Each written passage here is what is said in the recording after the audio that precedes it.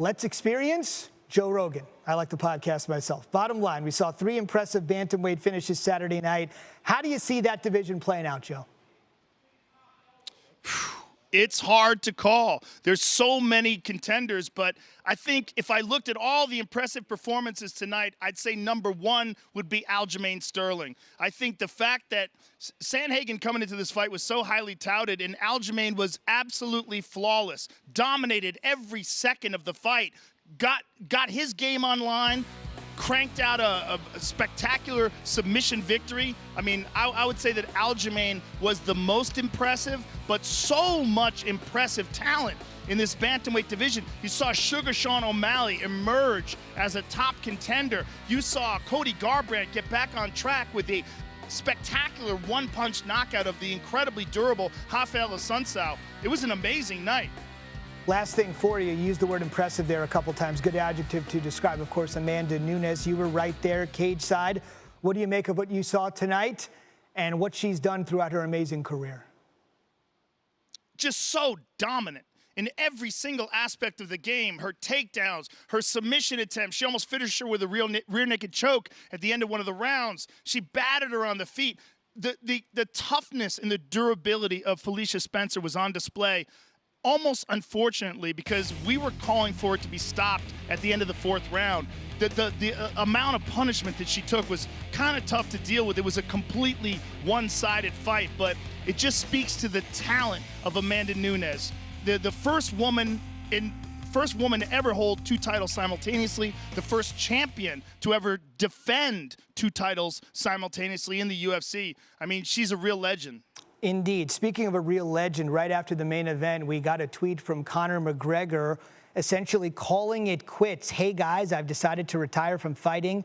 Thank you for all the amazing memories. What a ride it's been. Here's a picture of myself and my mother in Las Vegas post one of my world title wins.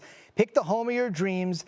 Mags, I love you. Whatever you desire, it's yours. Heart emoji. We should mention this is not the first time he is calling it quits, but you are the foremost expert in this game. What do you make of this late-breaking news after the end of UFC 250? I don't buy it for a second. I think Conor McGregor's trying to get you to talk about him, and you just did. What better way to get people to talk about him when there's a spectacular fight filled with people dominating? What he did was just sort of hijack the whole situation and say he's retiring. I'm not buying it.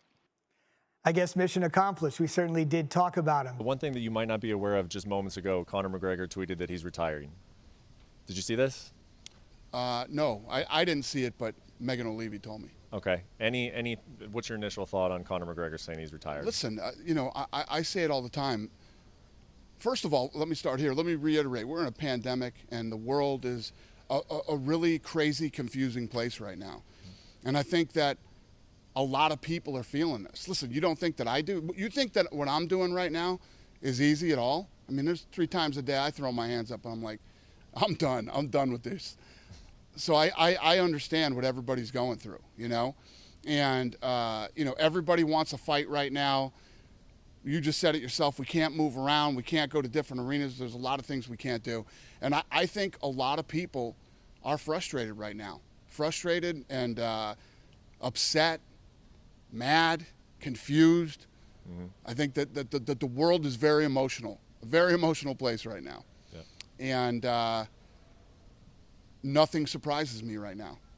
Nothing surprises me. People have been locked up in their house for 3.5 months. People are walking around wearing masks. There's protesting, there's rioting. There's a lot of craziness going on right now. Yeah. And I just think it's a weird time for a lot of people. And I'll say it again, I told everybody, you don't have to fight. Mm-hmm. We're not going anywhere. You can retire. You can say, I'm not going to fight. You can do whatever you want right now. Nobody is pressuring anybody to fight. Yep. And if Conor McGregor feels he wants to retire, you know my feelings about retirement. You should absolutely do it. Yep. And I love Conor. You know, Conor's one of the, there's a handful of people that have made this really fun for me. And he's one of them.